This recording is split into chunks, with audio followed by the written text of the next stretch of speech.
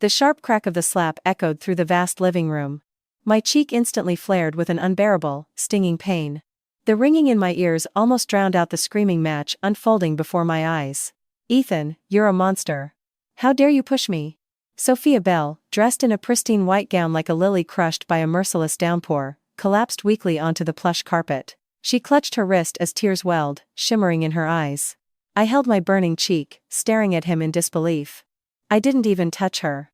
She tripped and fell toward me, and I moved away instinctively. That's why she fell. I didn't push her, my voice was flat. But my husband, Ethan Thorne, didn't even glance my way. He strode over to Sophia and helped her up as if she were the world's most precious jewel. He took her wrist in the same hands I had massaged countless nights to ease his fatigue. Now, those hands were tenderly examining another woman's injury, his expression a mask of heroic concern. "Does it hurt?" Ethan's voice was softer than he had ever spoken to me. Every word was a shard of ice stabbing into my heart. "Ethan, my hand. My piano hands." Sophia's sobs were theatrical, each one expertly crafted to trigger Ethan's guilt. "If I can't play, I'll have nothing left." Ethan's face darkened instantly. He lifted his head, his deep-set eyes finally finding me, but there was no warmth in them, only icy revulsion and an all-consuming rage. "Catherine, on your knees. Apologize to Sophia," he commanded. His voice was low, but carried an authority that tolerated no argument. My heart plummeted. The blood in my veins seemed to freeze. "I'll say it again. I did not push her."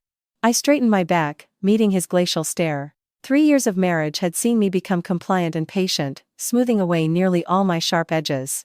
But that didn't mean I would endure such a brazen lie. "Still talking back?" Ethan smirked, a cold, cruel twist of his lips. The contempt in that smile pricked me like a needle. "It seems I've been too lenient with you. You've forgotten your place." He let go of Sophia and began advancing on me, step by step. The shadow of his tall frame enveloped me completely. The familiar masculine scent of sandalwood and leather that I once loved now felt suffocating. "I'm giving you one last chance." He loomed over me. "On your knees. And if I don't?" I clenched my jaw, staring back defiantly. "Don't." Ethan acted as if he'd just heard the funniest joke in the world. He nodded slowly, a dangerous glint in his eyes intensifying. "Fine, very fine. If you won't apologize, then you'll pay with your hands." My heart skipped a beat. A horrifying premonition seized me. "Ethan, what are you going to do?" "Sophia's hands are made for the piano. They're priceless. But your hands, what are they good for, besides chopping vegetables and washing clothes?" His gaze drifted dismissively to my hands. The same hands that had once prepared hundreds of precision medications for him. The same hands that had practiced suturing on pigskin for hours, covered in countless needle pricks. Since they're so useless, it's no great loss to destroy them. As soon as he finished speaking, the 2 bodyguards who had been standing impassively by the door approached me. They seized my arms and pinned me firmly to the floor. I began to struggle wildly, a primal terror gripping me. "Ethan, you can't do this. You're insane," I shrieked. "My hands hold a scalpel. You can't touch my hands." It was the secret I had kept for 3 years. I had never told him that I abandoned a brilliant career in theoretical physics to go into medicine, solely to cure the rare tumor in his brain. These hands, which I had trained through countless sleepless nights, were the only hope of saving his life. My scream, however, was met with an even crueler sneer. "A scalpel? Catherine Vance, you think holding a kitchen knife a few times makes you a doctor?" His laughter was colder than ice. "Stop using these pathetic lies to make me feel sorry for you." He gestured to the bodyguards. One of them produced a cold, metallic instrument from a portable case. I had never seen anything like it. It resembled a high-tech nutcracker, but it radiated a bone-chilling menace. "No, Ethan, you'll regret this. You will absolutely regret this," I screamed in desperation, watching the tool approach. Without a flicker of hesitation, the bodyguard grabbed my left hand and secured my index finger in the instrument's groove. The cold touch of the metal sent a shiver through me. "Ethan," I cast one last, pleading look at him, but he turned away, whispering gently to the weeping Sophia, "Sophia, don't be afraid. I'll get justice for you."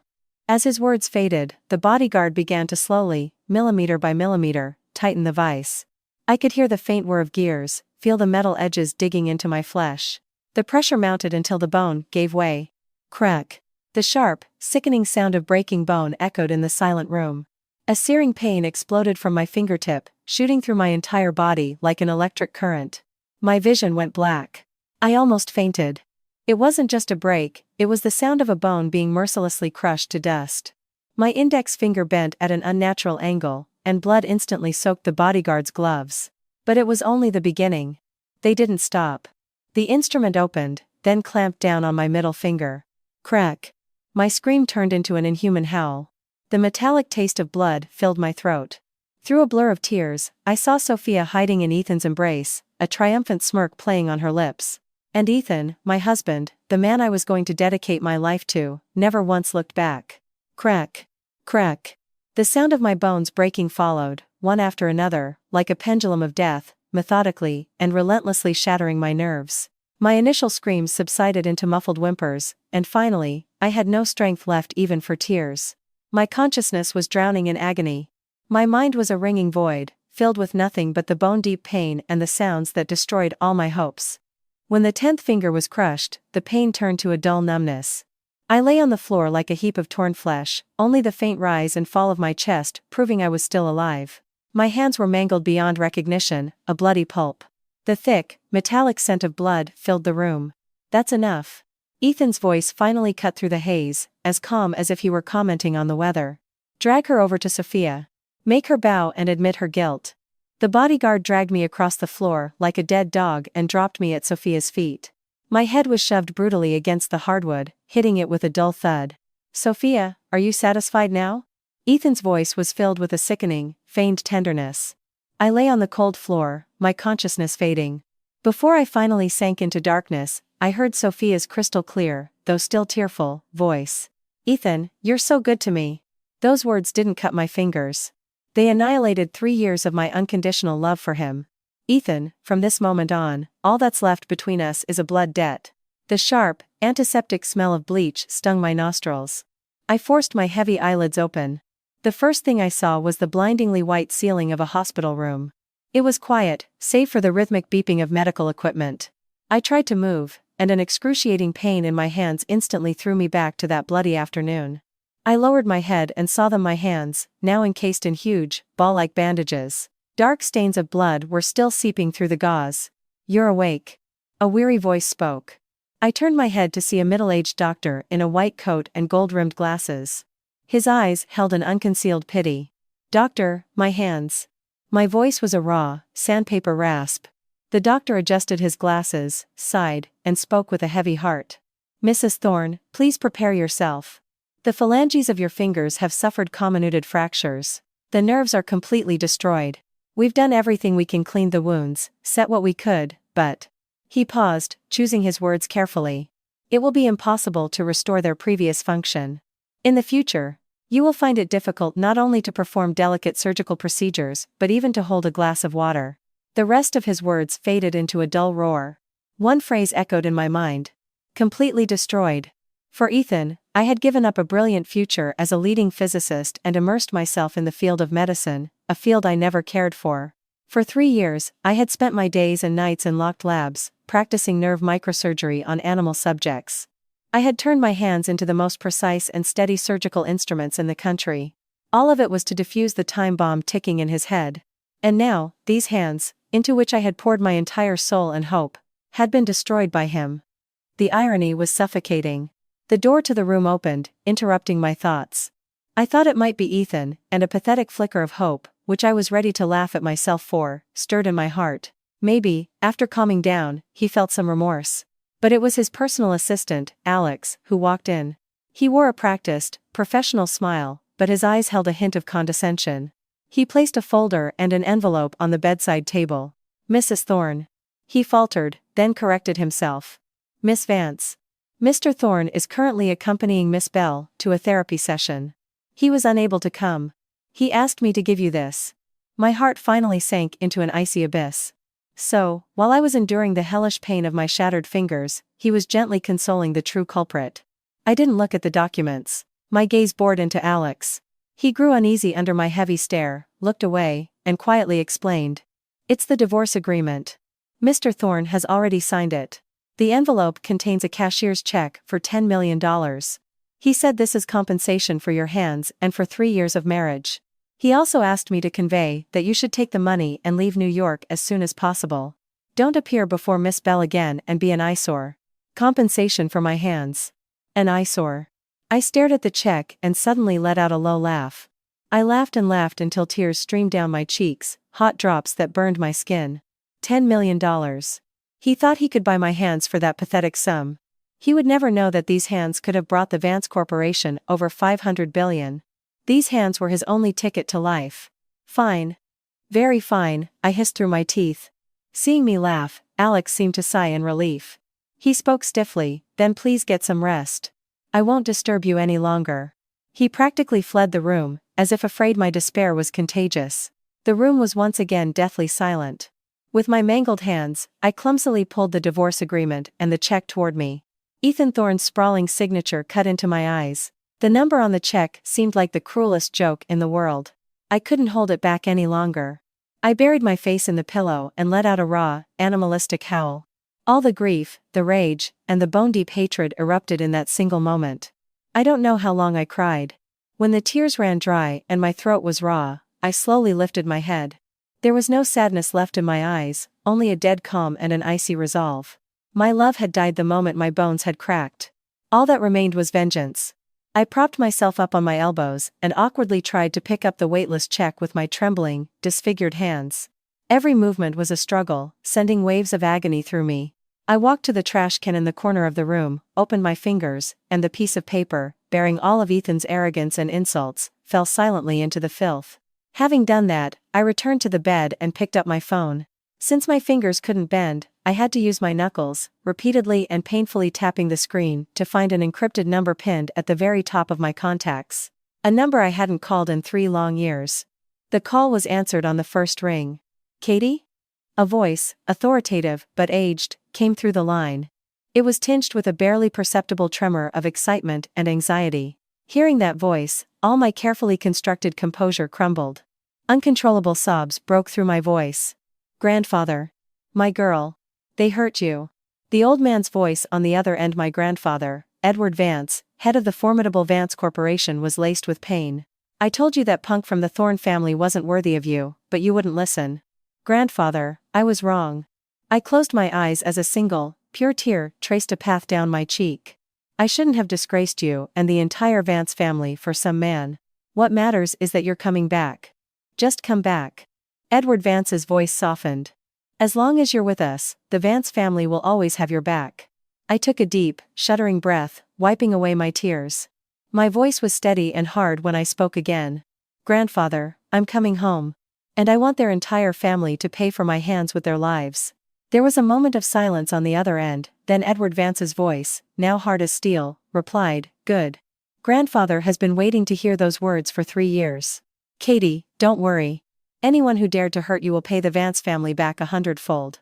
After hanging up, I stared out at the gray New York sky. My gaze was as cold as frost. Ethan. Sophia. Your game is over. Now, it's my turn. The next morning, as I finished my discharge paperwork and walked out of the hospital, my body racked with exhaustion, an endless procession of black Cadillac Escalades was silently lined up at the entrance. Beside each car stood a bodyguard in a black suit and white gloves. Their severe expressions and powerful presence made passers-by turn and stare, but no one dared to approach. A silver-haired butler with an impeccable posture strode toward me and bowed deeply. His voice was respectful and clear. Welcome home, Miss Vance. The dozens of bodyguards behind him bowed in perfect unison, their voices thundering across the street. Welcome back, Miss Vance. For 3 years, I had grown accustomed to being the meek, invisible Thorne daughter-in-law, used to haggling at farmers' markets and riding the crowded subway. This scene, worthy of a blockbuster film, made my head spin for a second.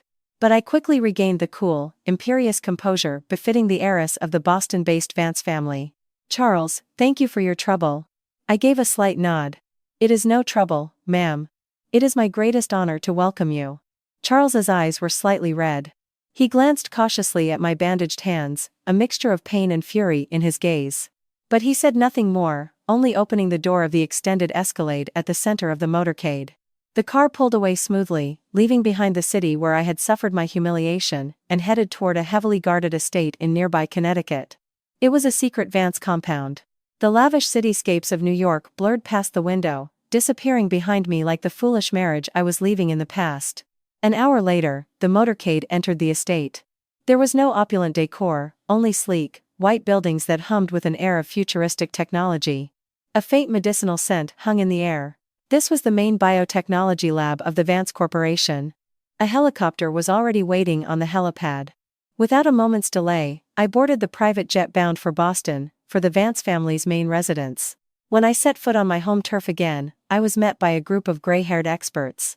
They were the pillars of the corporation's medical team, my mentors who had watched me grow up. Miss Vance. Dr. Albright, the head of the team, couldn't hold back his tears when he saw my mangled hands. Your hands. It's all right, Dr. Albright. I'm fine. I offered them a smile that didn't reach my eyes. I just need your help to put them back together.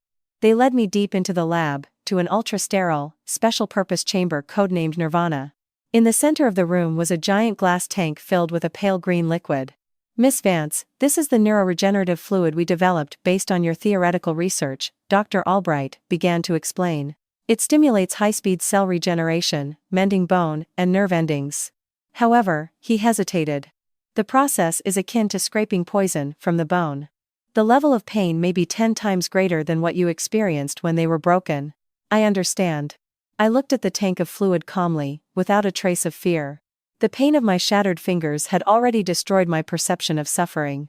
From now on, any pain would only be a catalyst to make me stronger. I undressed and slowly stepped into the glass capsule.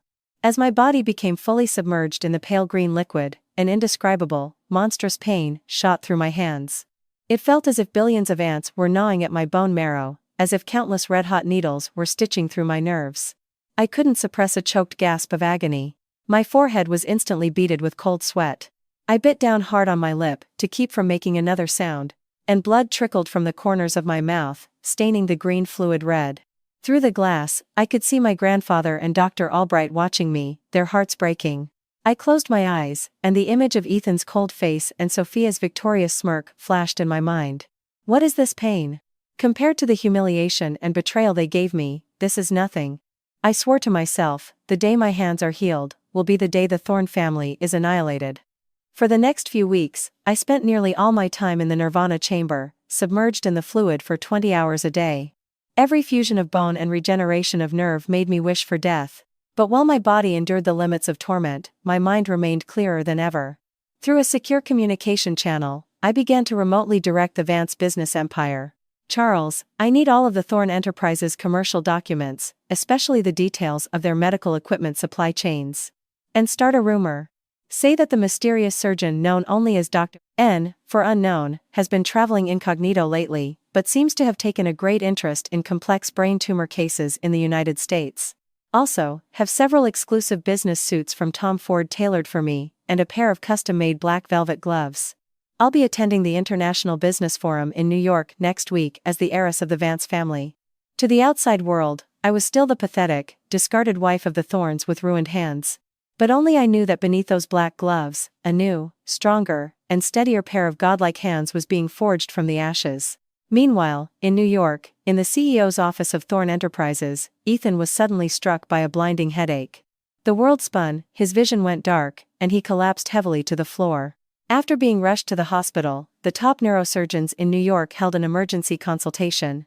Mr. Thorne, the situation is critical, the attending physician said grimly, holding up the MRI scans to a barely conscious Ethan. The tumor in your brain has begun to advance. It's severely compressing your optic and motor nerves. Surgery must be performed within 2 weeks, or the consequences will be fatal. Ethan's face went deathly pale. What's the success rate? Given the current technology? The doctor shook his head. Less than 5%. The complexity of this operation is beyond the scope of modern medicine. Ethan's heart sank into a black hole. Just then, a visiting professor from Johns Hopkins intervened. Perhaps there is one last hope. All eyes turned to him. I've heard that in exclusive medical circles, there exists a mysterious, brilliant surgeon who goes by the pseudonym Dr. N. They say his microsurgery skills are godlike. He takes on the incurable cases that we are powerless against. If we can find him, Mr. Thorne might have a chance. Dr. N. A flicker of hope ignited in Ethan's eyes. Where is he? Unknown, the professor said with regret. Dr. N's movements are always kept secret. He never shows his face. But rumor has it he's somewhere in New York right now. Ethan immediately gave an order to his assistant, Alex. At any cost, use all our resources, but find me this Dr. N. He thought this was the beginning of his salvation. He would never know that the lifeline he was so desperately grasping for was the very woman whose hands he had personally crushed, whose dignity he had insulted with a check, and whom he had cast out of New York. And at that very moment, I, wearing the black velvet gloves that concealed all my secrets, was slowly descending the steps of a private jet, in my new capacity as the heiress of the Vance family. Ethan, I'm back. This time, we're playing for keeps. The International Economic Forum in New York was a glittering affair, a gathering of the world's elite. The clinking of champagne glasses mingled with hushed conversations. This was the hunting ground of power and capital, where behind every smile lay a billion-dollar deal or a ruthless corporate intrigue. I wore a severe white suit by Tom Ford. My long hair was swept up in a flawless chignon, my makeup perfect but cold. The only thing that broke the immaculate image was the pair of black velvet gloves that fit my hands snugly, from fingertips to wrists. These gloves were not just my disguise, they were the brand of my hatred. Look, isn't that the heiress of the Vance family from Boston? I heard she cut ties with her family 3 years ago over some man. Why is she suddenly back? Quiet. I heard that man abused her and crippled her hands. That's why she's wearing gloves, to hide the disfigurement. Really? What a shame, with such a beautiful face. The whispers around me were low, but clear enough for me to hear. I paid them no mind. Holding a glass of champagne, I surveyed the room with a cool gaze, like a queen observing her domain. Soon, my eyes locked onto a familiar silhouette. Ethan. He looked much worse than he had a few weeks ago. The dark circles under his eyes were impossible to hide, but he was still dressed in a perfect suit, chatting with several financial magnates. The search for Dr. N had clearly taken its toll. He felt my gaze and turned. When our eyes met, I clearly saw a flash of admiration in his, which was quickly replaced by profound shock and disbelief. He probably couldn't imagine that the timid, makeup-free housewife he had discarded could, by simply changing her armor, outshine everyone in the room. Sophia, standing beside him, recognized me too. Like a frightened rabbit, she instinctively clung to Ethan's arm, her eyes filled with hostility and envy. I ignored them and walked directly toward the forum's organizer, the oligarch Mr. Sterling. Mr. Sterling, it's been too long. You look as robust as ever, I greeted him with a smile. The oligarch's face lit up. Oh, can it be? Little Katie Vance. You're finally back. Your grandfather was just telling me all about you the other day. We exchanged a few more pleasantries. My casual elegance and aristocratic bearing silenced everyone who had just been whispering about me. They finally understood that no matter what I had been through, I was still, by blood, the princess of the Boston Vances. Ethan's face grew darker by the second. He clearly hadn't expected the trash he'd thrown out to be chatting so effortlessly with one of the most powerful men in the country. After a moment of hesitation, he led Sophia toward me, glass in hand. Catherine. I didn't expect to see you here. Ethan's tone was strained, his complex gaze darting between my face and my gloved hands. I didn't even look him in the eye, merely offering a curt, formal greeting before turning back to my conversation with Sterling, leaving him standing there like a fool. Ethan's pride was clearly wounded. His face clouded over. Just then, Sophia, standing beside him, let out a small cry. Oops. The glass of red wine in her hand tilted, and the dark liquid arced through the air, aimed directly at my white suit, specifically at my gloved hands. Her plan was obvious. If the wine hit my gloves, I would have to publicly remove them to clean myself, revealing my hideously scarred hands to everyone and covering me in permanent disgrace. What a petty, malicious little trick. But she had sorely underestimated me. A split second before the wine could touch me, my gloved right hand moved with a speed the eye could barely follow. I gave a slight twist of my wrist, a fluid flick of my hand, and leaned my body back just so. The glass of red wine sailed past my suit by a millimeter, and every single drop splashed onto Sophia's own expensive white dress. Ah! Sophia shrieked, staring in horror at the massive red stain blooming across her chest. The attention of the entire room instantly snapped to us. What happened? It looks like Miss Bell spilled wine on herself. And Miss Vance's reflexes are lightning fast.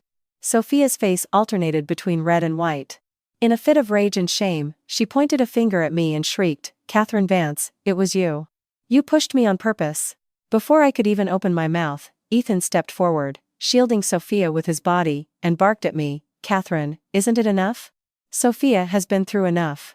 Why do you constantly try to harm her? Seeing him blindly defending his true love, I found it laughable. I didn't even bother to argue.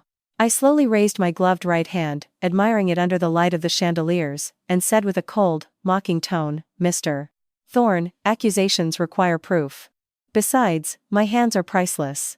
If they had been harmed because of your Sophia, could you have afforded the damages?" My hands were still in the process of regeneration. Sharp pains still shot through the nerves. They were, indeed, priceless. But to Ethan, my words sounded like an absurd joke. He laughed openly, not bothering to hide his contempt. "Crippled hands that can't even hold a glass, you call priceless? Catherine, it seems that leaving my house has made you lose your mind." He thought those words would wound me, make me lose my composure. He was wrong. Not only did I not get angry, I slowly stretched my lips into a mysterious smile. I took a step forward, leaned close to his ear, and whispered, so low that only he could hear, "Mr. Thorne, I forgot to tell you. The doctor, you're so desperately searching for.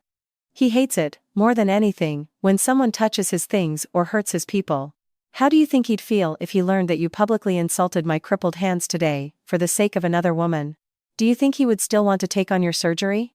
As soon as he heard the name Dr. N, Ethan's body went rigid. He whipped his head around, his eyes locking onto mine with a look of shock, doubt, and a dawning, unacknowledged fear. Ethan's pupils constricted violently. He grabbed my wrist, his grip so tight I thought the bone might shatter. His eyes, which moments ago had been filled with scorn, were now wild with alarm. How do you know about Dr. N? His voice was a low hiss, laced with a tremor he couldn't control. I slowly, finger by finger, pried his hand off my wrist. The movement was graceful, as if I were brushing away dirt. The cool touch of my velvet-gloved fingers made him instinctively loosen his grip. "How do I know?" "That's none of your business, Mr. Thorne." I took a step back, re-establishing a safe distance. My smile grew colder. "You only need to know that, Dr. N is a friend of mine. And he has a very short temper." Ethan's face went chalk white. Like a drowning man grasping at a straw, he asked, his voice desperate, "Where is he? Are you close? Can you help me contact him?" "Help you?" I laughed as if he'd told a joke. "Mr. Thorne, have you forgotten? We're divorced. Why on earth would I help you?" My words hit him like a bucket of ice water. The color drained from his face. His lips trembled, but he couldn't form a single word. Yes, we were divorced. The Catherine, who had obeyed his every command and endured all his whims, was dead. Catherine. He struggled to correct his tone, his voice dropping to an almost pleading level. "If you help me, I'll agree to any condition. Anything." I raised an eyebrow, my gaze sliding past him to the woman behind him, her face contorted with jealousy. "All right. My condition is very simple. Make this Sophia Bell disappear from my sight forever." Hearing this, Sophia's face fell. She rushed to Ethan's side, clinging to his sleeve, her eyes filling with tears. "Ethan, don't listen to her. She's just trying to get revenge on me, to break us up." "What, Dr. N? She's probably making it all up to fool you." A flicker of doubt crossed Ethan's eyes. The existence of Dr. N was ethereal, but my hatred for Sophia was a hard fact. Seeing his hesitation, I lost what little patience I had left. "It seems Mr. Thorne hasn't decided what's more important, his own life or his beloved." I turned away. "In that case, goodbye." I walked toward the other end of the hall without a backward glance. I knew he would make a choice. Because my grandfather, Edward Vance, had already used all the family's resources to create a medical blockade around him in the U.S. Besides the ghost of a chance in Dr. N, he had no other options. As I expected, the next morning, my assistant called. "Miss Vance, Ethan Thorne has been waiting in the lobby of the Vance Corporation for an hour." "Let him wait." I was in the lab, engaged in delicate motor skills training, carving letters onto a single grain of rice with surgical tweezers. My hands were recovering beautifully. I could already perform the most intricate movements. I made Ethan wait the entire morning. Only around noon did I leisurely take the private elevator down to the lobby. He was there. The same Ethan Thorne who once dictated terms to the entire New York business world now stood in a corner of the lobby like a tormented prisoner awaiting his sentence. The capillaries in his eyes had burst. His whole demeanor screamed anxiety and despair. When he saw me, he rushed forward. "Catherine," his voice was hoarse. I stopped and looked at him with indifference. "Does Mr. Thorne have business with me?" "I've already sent Sophia to a remote town in the Rust Belt." He enunciated each word, staring me straight in the eyes. Without my permission, she will never return to New York. Now, can you help me contact Dr. N? I chuckled internally. Send her to the Rust Belt, how poetic. Just temporarily hiding his precious treasure. But it didn't matter to me. The pawn named Sophia would be useful later. Mr. Thorne, you are quite decisive. I feigned a nod of approval, then my tone changed. But contacting Dr. N isn't so simple. He travels constantly, and his fees are astronomical. Money is not an issue, Ethan blurted out, afraid I would change my mind. Excellent. I raised my gloved right hand and elegantly flicked away a non-existent speck of dust. In that case, as a welcome gift for Dr. N, you can transfer 5% of the shares of your massive Hudson Yards South Tower project. What? Ethan's face twisted. 5%? Catherine, why don't you just rob me? The Hudson Yards South Tower was the crown jewel of Thorne Enterprises for the next decade. Its value was astronomical. 5% was equivalent to nearly a tenth of the company's entire liquid assets. I smiled, but my smile was chilling. Mr. Thorne, you don't seem to understand the situation. You are begging me, not the other way around. The line of people hoping for an appointment with my friend Dr. N stretches from here to California. He might not even glance at your 5%. Watching his face turn purple, I raised the stakes. I'll give you 3 days to consider. After 3 days, Dr. N might lose interest. After all, he hates having his time wasted. With that, I ignored him and headed to the restaurant. I knew he would agree. In those 3 days, the tumor in his brain would act up again. The fear of death, like a venomous snake, would tighten its grip around his throat until it forced him to bow his head. In this game of cat and mouse, I was destined to win from the very beginning. Ethan, this is just the beginning. I will peel you like an onion. Your wealth, your dignity, everything you have. And then, I will take your life. For the next 3 days, I paid no attention to Ethan. I completely immersed myself in my recovery training. Late at night, the secret Vance labs were brightly lit. I stood before a sterile table, and slowly pulled off my black velvet gloves under the shadowless lamps. For the first time, my hands were fully exposed to the light. After almost a month in the Nirvana capsule and intensive rehabilitation, the hands that were once a bloody mess had transformed beyond recognition. The skin was smooth and delicate again, though a few faint pink scars remained. It was impossible to believe these hands had endured such a brutal trauma. I tried to move my fingers. They were long, with well-defined joints. Every movement was fluid and full of strength. Miss Vance, nerve conduction velocity has recovered to 85% of your peak condition. Muscle strength is at 90%, Professor Albright announced, his voice trembling with excitement as he looked at the monitors. This is nothing short of a miracle in modern medicine. I didn't reply. I just picked up a sharp scalpel. The familiar cold touch of the handle was so comforting it almost brought me to tears. Taking a deep breath, I focused my gaze. On the operating table lay a single, translucent grape. My wrist flickered. The scalpel left a silver arc in the air. The tip of the blade gently, with surgical precision, incised the thinnest layer of the grape's skin without damaging a single micron of the pulp beneath. Using forceps, I completely peeled the skin off, and then, using a suture thinner than a human hair, I stitched it back on. The entire process was seamless, without the slightest hesitation or tremor. When the final stitch was in place, the grape looked as good as new, save for the gossamer thin seam on its surface. Success! A chorus of hushed cheers erupted in the lab. I exhaled in relief and put down the scalpel, a fine sheen of sweat on my forehead. Though it was the simplest of tests, for me, it was proof of my rebirth. These hands had not only returned, they were steadier, faster, and stronger than before. At that moment, my secure phone rang. It was Charles. Miss Vance, the powerful tech mogul from Silicon Valley, Julian Croft, has suffered an acute cerebral hemorrhage. The situation is critical. His private jet has already landed in Boston. They are demanding that Dr. N, and only Dr. N, perform the surgery. A predatory glint flashed in my eyes. Someone handed me a pillow, just as I was getting sleepy. Ethan was doubting the reality of Dr. N, was he? Well, let him see with his own eyes what this surgeon is capable of. Tell them Dr. N agrees, I said, putting on a surgical mask and cap, leaving only my cold eyes visible. The operation will take place at the Vance Central Clinical Hospital in New York. And have someone accidentally leaked to the New York press that Ethan Thorne has been desperately searching for a doctor for 3 days, and that his condition is worsening. 2 hours later, a massive rescue operation unfolded in New York, stunning the entire country. The tech mogul security detail blocked the entire route from the airport to the Vance clinic. Hordes of reporters swarmed the area, their camera flashes illuminating the night sky. Everyone wanted to know who this mysterious Dr. N was, who could make one of the most powerful men in Silicon Valley fly across the country for a life-saving procedure. Dressed in a green sterile surgical gown and my signature black gloves, I entered the operating room surrounded by a tight ring of security. I ignored the frenzied reporters, but out of the corner of my eye, I spotted a familiar, desperate face in the crowd. It was Ethan. He, too, had been pushed back behind the cordon. He was ashen, watching me at the center of this entourage. Though he didn't know it was me under the mask, seeing the grand display that symbolized the highest medical authority, his eyes betrayed a complex mix of emotions. Shock, envy, but above all, the raw desire for life of a dying man. He was probably wishing he was the one on that operating table. I looked away, a silent, cold smirk playing on my lips. Ethan, be patient. Watch closely. Feel what it's like to be unable to live and unable to die. The surgery lasted 8 long hours. The location of Croft's aneurysm was extremely dangerous. The slightest mistake would have led to a massive hemorrhage. But under my reborn hands, every danger was masterfully navigated.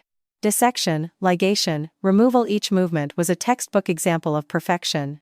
When the indicator above the operating room switched from red to green and I announced the successful completion of the surgery, the Silicon Valley mogul's entourage burst into tears of joy. They bowed low to me, calling me an angel sent by God himself. The news spread like wildfire, reaching every major city within half an hour. The name Dr. N was in the headlines of every major American media outlet overnight. His mystique, his power, his omnipotence became the talk of the nation. And I, at the center of this hurricane, quietly left the hospital and returned to the lab. Removing my gloves, I looked at my hands, slightly tired after the intense work. There was no joy in my eyes, only an icy chill. Saving the mogul was just a way to build my legend and exert even more pressure on Ethan. The true purpose of these hands was to deliver judgment. The next day, following the news of Ethan's grave illness and his fruitless search for treatment, the stock of Thorne Enterprises plummeted. And Ethan himself, having witnessed the limitless power of Dr. N, finally cast aside his pathetic pride. He came to the Vance Corporation headquarters again. This time, he didn't demand an appointment or try to force his way in.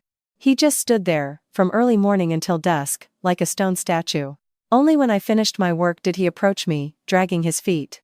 I agree, he said, looking at me with bloodshot eyes. His voice was raspy, almost unrecognizable. 5% of the Hudson Yards project is yours. Just, I beg you, connect me with Dr. N. He was completely broken. I looked at his pathetic state without a shred of pity. Too late, I said, walking past him, tossing out just 2 icy words. Now I want 10%. Ethan flinched. He turned in disbelief and stared at my back. What did you say? 10%. Catherine, don't push it. His voice was filled with suppressed rage, like a cornered animal. Thorne Enterprises was his life's work. 10% would seriously undermine his power on the board. I stopped, but didn't turn around. Mr. Thorne, you need to understand. It's your life on the line, not mine. My voice was calm, but every word hit its mark. Dr. N saved a tech titan and became a national sensation. The people trying to get to him now will offer far more. 10% is just for the sake of our past family ties. I pronounced the word ties with a special, mocking emphasis.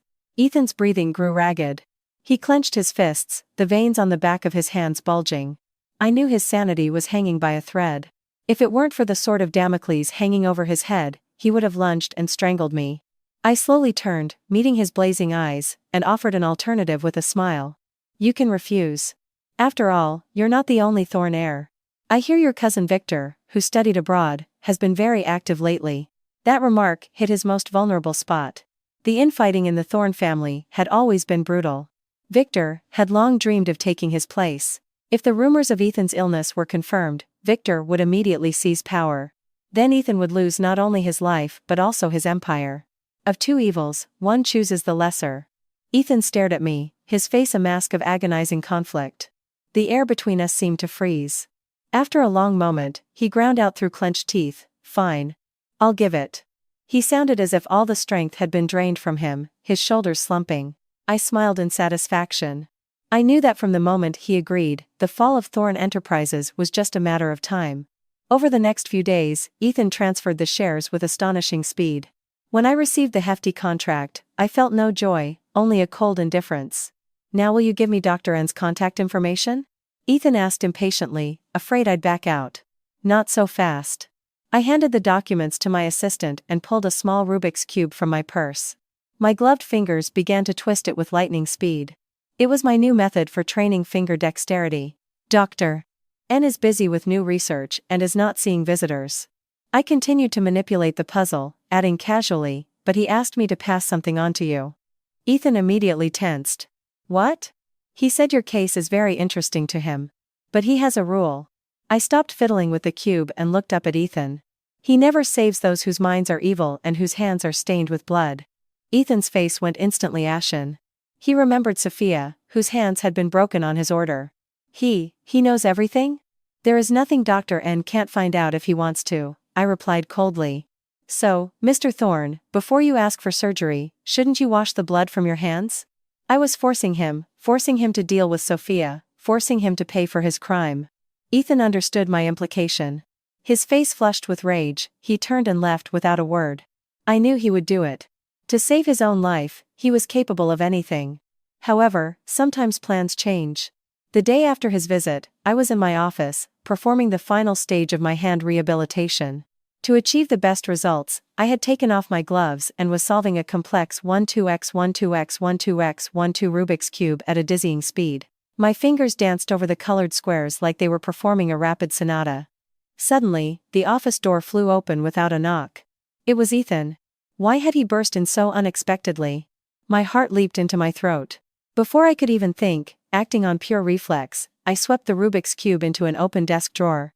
A split second before his eyes fell on me, I slammed the drawer shut with my other hand. Having done that, I instantly put on a mask of pain. I raised my right hand, which had just been moving at incredible speed, and forced it to tremble violently and unnaturally, as if in a neuralgic fit. I let out a stifled groan, and a cold sweat conveniently broke out on my forehead. Ethan's footsteps halted at my desk. His gaze fell on my hand, trembling in agony, and a complex emotion flickered in his eyes. "What's wrong with you?" he asked, frowning, a note of concern in his voice that he himself didn't seem to recognize. "Nothing," I squeezed out through clenched teeth. "Old wounds. The severed nerves, they hurt all the time." My acting was flawless. Ethan looked at my face, pale with pain, at the hand shaking like an autumn leaf. The suspicion in his eyes finally dissipated, replaced by a strange expression that mixed satisfaction with guilt. Satisfaction that I was indeed a cripple and no threat, and guilt that he was the one who had destroyed my hands. "It seems your hands really are useless," he concluded with an inexplicable sense of relief. I sneered internally but kept a pained expression on my face. "Did Mr. Thorne burst in here just to see how pathetically this cripple is living?" I quipped.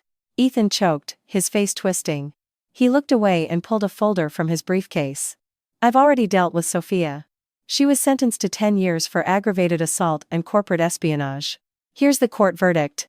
He paused, then added, "And her hands. They were broken in prison by other inmates." I remained silent, watching him. "And now?" He took a deep breath, looking at me almost pleadingly. "Now, will you arrange a meeting with Dr. N for me?" He had dropped all caution, completely convinced that I posed no threat and was his only hope. Seeing his pathetic, begging state, I slowly hid my trembling hand under the desk. Out of sight, with my crippled hands, I silently and expertly finished solving the 12x12x12 Rubik's Cube. "Ethan, you will never know that at the moment you were celebrating your safety, you had already walked into my deadliest trap. Your vaunted intellect has become a toy in my hands." "Dr. N has not been in a good mood lately," I said, not even glancing at the verdict he held out, just pushing it aside. Ethan's face darkened. Suppressing his anger, he snapped, "Catherine, I did everything you asked. What more do you want? Sophia got what she deserved. What are you not satisfied with?" "I'm not satisfied." I looked up, meeting his eyes, and laughed a cold, lifeless laugh. "Mr. Thorne, did you misunderstand something? Sophia harmed me, not Dr. N. The fact that you sent her to prison is merely compensation for your sin against me. What does that have to do with whether the doctor will see you?" Ethan was speechless. Only now did he realize that I had been leading him by the nose from the very beginning. The initiative had always been in my hands. "So what do you want for him to agree?" He ground out through his teeth. "Very simple. I stood up and walked to the panoramic window, looking out at the bustling New York streets. Sunlight streamed over me but couldn't melt the ice in my eyes. I want Sophia to experience the exact same thing I did. I turned around slowly. I want you to personally break all 10 of her fingers. You're insane. Ethan screamed, a mixture of shock and fury on his face. She's already been sentenced to 10 years. What more do you need, Catherine? How can you be so cruel? Cruel? I laughed as if I'd heard the best joke in the world. Ethan, when you ordered my fingers to be broken, you didn't think you were being cruel. When you abandoned me in the hospital to save her, where was your mercy? My voice grew louder, each word a shard of ice driving into his heart. I'll tell you what this is. This isn't cruelty. This is an eye for an eye. My gaze cut into him like a knife. Dr. N believes in karma. Sophia will reap what she has sown. And you, as her accomplice, must personally complete the circle. Otherwise, Dr. N would never save a man whose hands are dripping with filthy blood. I pinned all my sadistic demands on the fictional surgeon. I wanted Ethan to know that every humiliation he suffered now was payback for his past stupidity and brutality. Ethan's chest heaved. He was fighting an internal war. On one side, his life. On the other, the woman he had sworn to protect. I'll give you 24 hours to think about it. I delivered my ultimatum. Tomorrow, at this time, I want to see the result in the visiting room of the Rikers Island jail. Time is running out. I pressed the intercom and told my assistant to show the guest out. Ethan left like a man who had lost his soul. I knew he would do it. His headaches were becoming more frequent. His vision was starting to blur. Death was breathing down his neck, and nothing was more important than his own life. The next day, I arrived at the correctional facility. The thick, bulletproof glass in the visiting room divided the world in two. I sat relaxed on a small sofa, sipping expensive black tea. Soon, they brought in Ethan and Sophia, who was dressed in a prison jumpsuit. Her hands were bound in heavy cuffs. Sophia was gaunt. Without makeup, her face was a sickly yellow. When she saw me, her eyes filled with venom. Catherine, you bitch. How dare you come here? She lunged at the glass, but the clanking cuffs pulled her back. I didn't react, shifting my gaze to Ethan. He was paler than a ghost. He approached Sophia with a complex expression. There was guilt, pity, but most of all, the cold calculation of survival. Ethan, what are you going to do? Sophia's voice trembled. She sensed something was wrong. Ethan said nothing. He nodded to the guard. The guard uncuffed Sophia and pinned her hands firmly to the table. No, Ethan, you can't do this to me. It's me, you're Sophia. Sophia understood. She began to struggle madly, letting out piercing screams. Ethan closed his eyes, as if it pained him to watch, but he forced himself to take a small iron hammer from the guard's hand. Catherine, I'll haunt you even in the afterlife. Sophia cursed me in despair. I lifted my teacup, blew gently on the surface, and a ruthless smile touched my lips. Through the thick glass, I watched as Ethan raised the hammer and brought it down with all his might. Ah! Sophia's scream tore through the glass. It was blood-curdling. But Ethan didn't stop. 1, 2, 3. Each blow was accompanied by the dull crunch of bone and Sophia's weakening cries. Blood spattered his face. The same hands that signed multi-million-dollar contracts were now, in a primal, barbaric fashion, destroying another person's hands. And I just watched. The scene was so similar to that fateful day. Only now, the torturer and the victim had switched places. When her 10th finger was crushed, Sophia had already passed out from the shock and slumped in her chair like a rag doll. Ethan dropped the hammer and leaned against the wall, panting, as if all the life had been squeezed out of him. He looked up and met my eyes through the glass, his own bloodshot. Are you satisfied now? He asked hoarsely, his voice filled with despair. I set down my cup, walked to the glass, and looking at his pathetic state and trembling, bloody hands, I smiled slowly. I leaned into the microphone and said, Mr. Thorne, this is just the interest. The real show is yet to come. I turned and left that place of blood and despair. Ethan, you just rang the death knell for your beloved. Now, it's your turn. After Ethan dealt with Sophia, he came running to me almost immediately, demanding I fulfill my promise. His mental state was on the verge of collapse. The fear of death and the guilt of crippling the woman he loved were eating him alive day and night. I did everything you said. He stood in my office, his eyes red, radiating a sense of utter decay. Where is Dr. N? When will he see me? Don't be hasty, Mr. Thorne. I motioned for my assistant to pour him some coffee while I leisurely flipped through some documents. Dr. N is satisfied with your sincerity. However, before such a complex brain surgery, he needs to conduct a full assessment of your health and the solvency of Thorn Enterprises. Ethan frowned. What does that mean? It means, I looked up and smiled, but my words were poisoned blades, that Dr. N needs to be sure the holding company has stable funds to pay his astronomical fee, and for your rehabilitation. No one wants a patient to go bankrupt mid-operation, right? Of course, it was a lie. My goal, under the pretext of an audit, was to legally embed my team into the heart of his corporation to prepare the ground for a complete takeover. Ethan suspected something, but he had no leverage to negotiate. The mysterious doctor was his only hope. Fine, he ground out. I agree. I'll tell my CFO to give you access. Not just the CFO. I wagged a finger, my smile widening. The doctor needs the full picture. Marketing, operations, the legal department, all key departments must be open to my people. Ethan's face turned to stone. This wasn't an audit, it was a corporate striptease, handing me the very pulse of his company. Catherine, you're taking advantage of me, he growled. You can refuse, I said, leaning back in my chair and looking at him relaxedly. But then Dr. N might think it's not worth his time to treat such an uncooperative patient. Ethan surrendered. The next day, my elite audit team from the Vance Corporation triumphantly marched into the offices of Thorn Enterprises.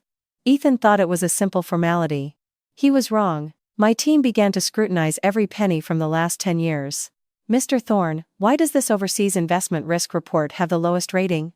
Projects like this should never be approved. Mr. Thorn, this contract with a construction group is 30% above market rate. Please explain your relationship. Mr. Thorn, we found serious tax loopholes. If the IRS sees this, you're facing a colossal fine. Reports that could destroy his empire landed on Ethan's desk one after another. He realized, with horror, that under his iron-fisted rule, the company had long been rotting from the inside, and my people were now unearthing these time bombs one by one. Ethan was consumed by putting out fires while his illness progressed. Vicious headaches, memory lapses, speech problems. He was a string stretched to its breaking point. And I, like a patient hunter, watched as the prey walked right into my trap. In parallel, I used my 10% stake to rally the smaller shareholders who were dissatisfied with Ethan. Everything was going according to plan. A month later, my team presented a final report, hundreds of pages long. Ethan held it with trembling hands. The conclusion was devastating. Due to chaos, bad investments, and legal risks, Thorn Enterprises was on the verge of bankruptcy. This is impossible, he cried, unable to believe his business empire was a house of cards. The facts speak for themselves. I sat opposite him, my voice flat and emotionless. If you don't find a massive sum for a bailout, the holding company won't survive the quarter. Ethan collapsed into his chair, his eyes vacant. But then I changed my tone, feigning the part of a merciful savior. Dr. N sees potential in the holding company's new technology sector.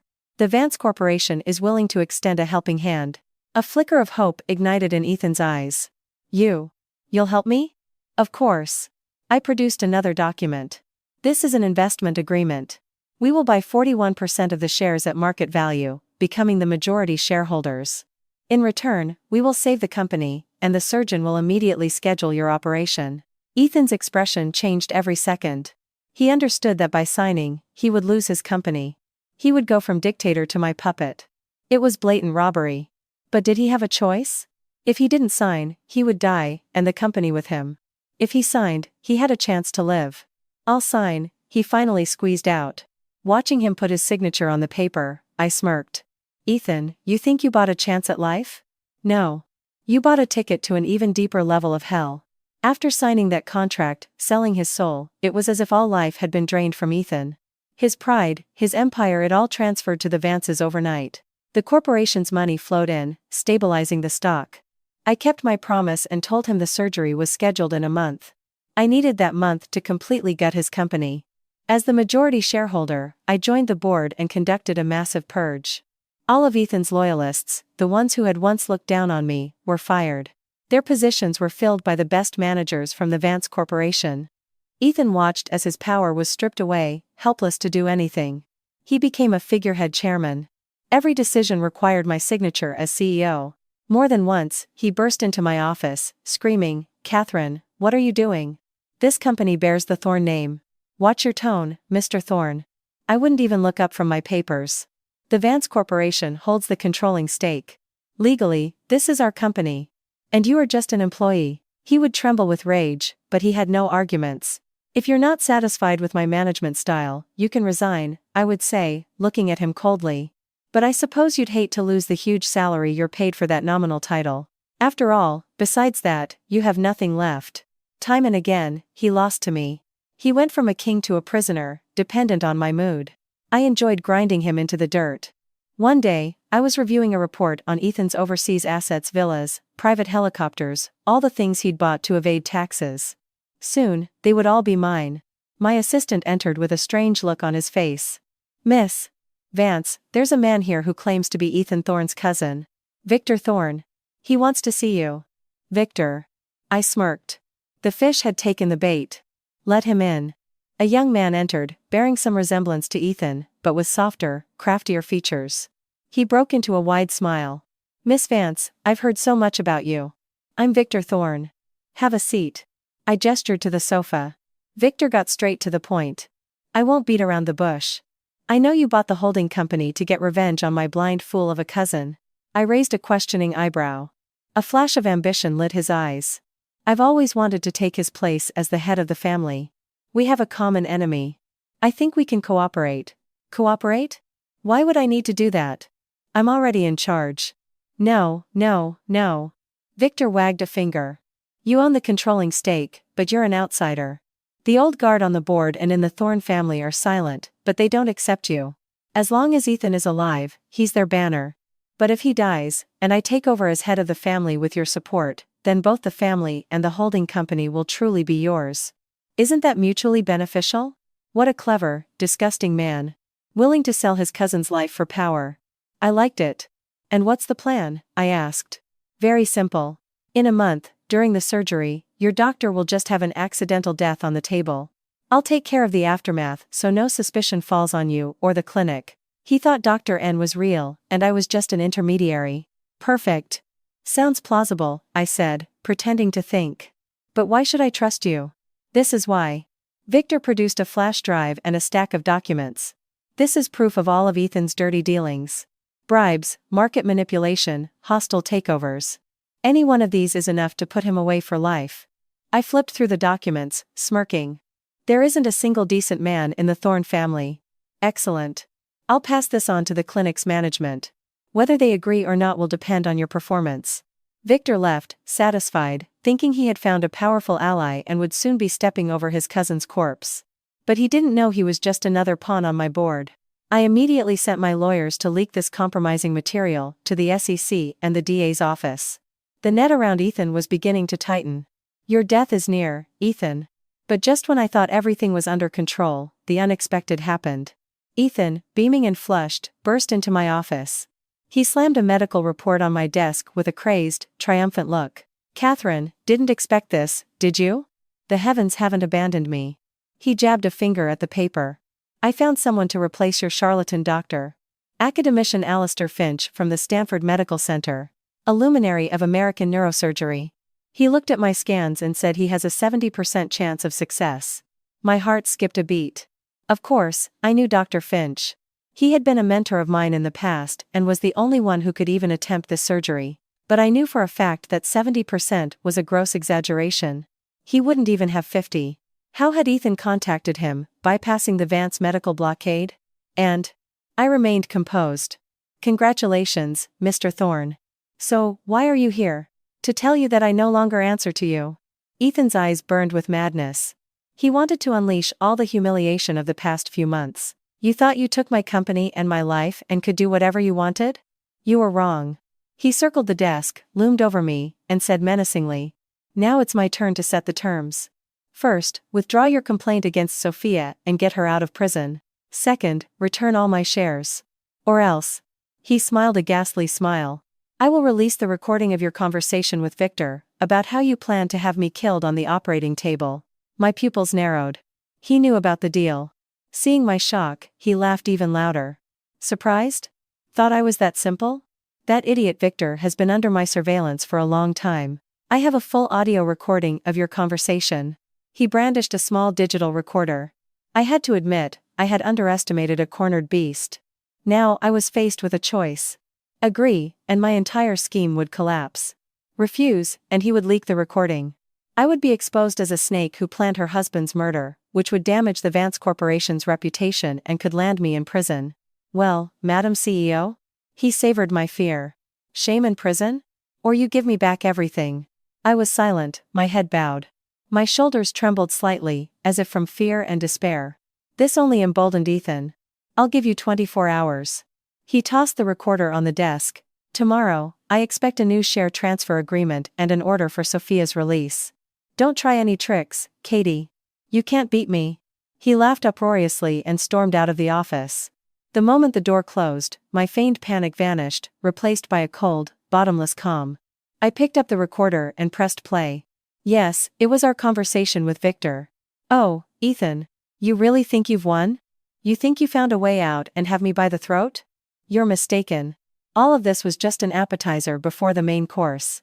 Academician Finch? It was me. I had third parties leak that information to you so you would relax and believe in a miracle, and your trump card, Victor, was my gift to you. I knew you were watching him. Every word in that conversation was said specifically for your microphones.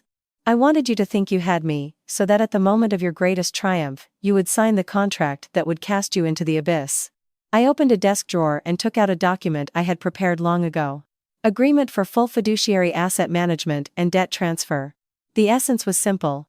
By signing it, Ethan would transfer all his remaining assets to me as a security deposit for the surgery, and simultaneously, all his personal debts would be moved into this trust fund.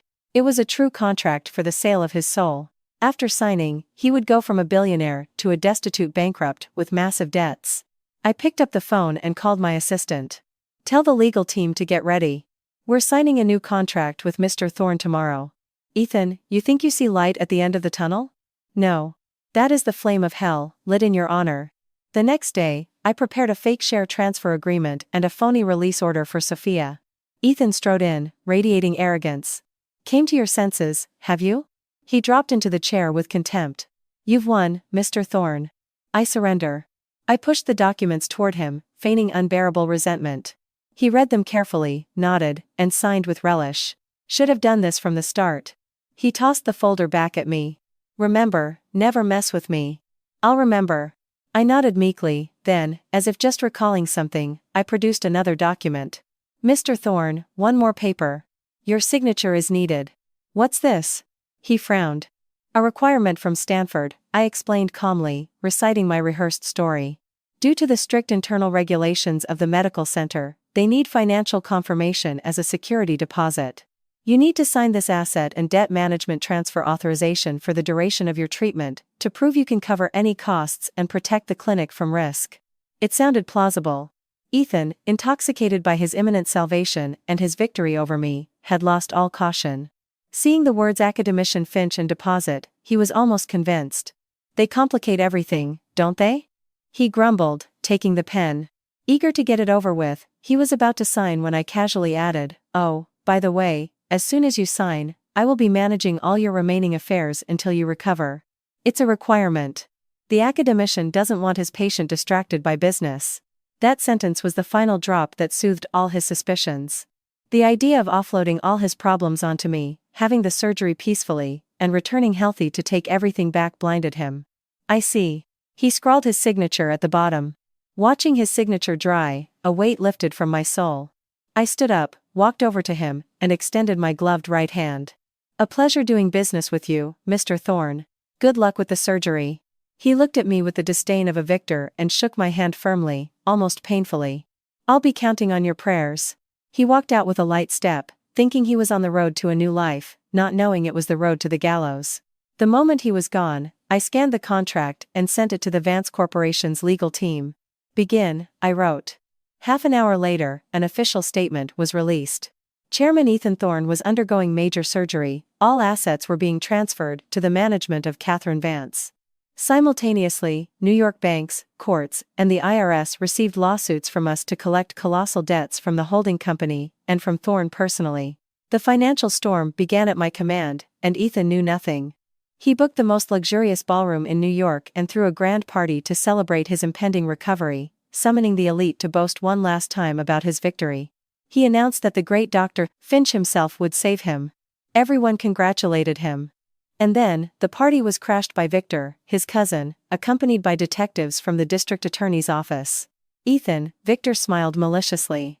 Market manipulation, commercial bribery, fraud. You're coming with us. Ethan's smile froze. Impossible. Where's your proof? He screamed. Proof? Victor laughed, pointing at me. I was calmly sipping wine in a corner. Didn't you give it to Miss Vance yourself to pass on to the investigators? Ethan whipped his head toward me, his eyes wide with horror.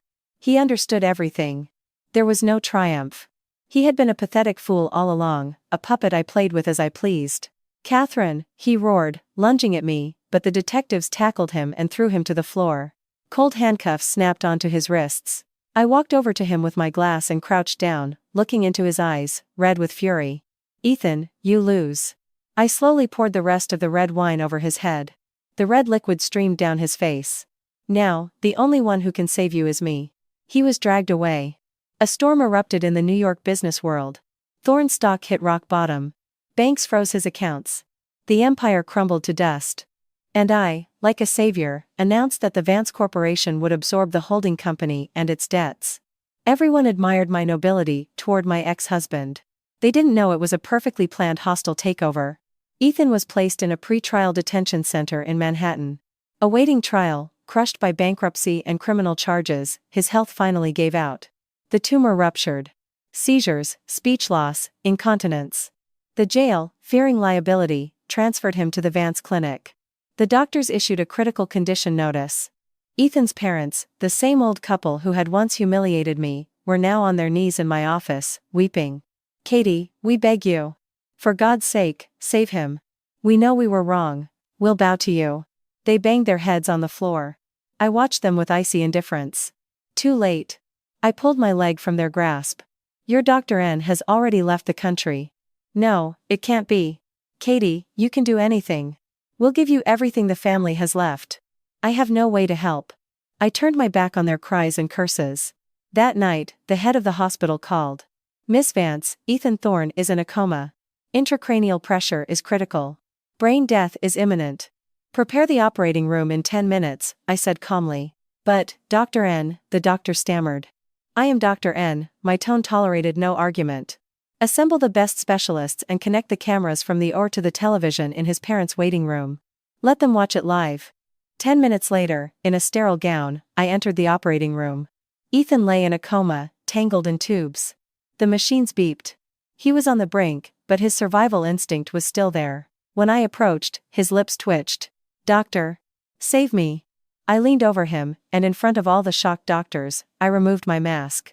My face, the face he hated, was revealed in the light of the surgical lamps.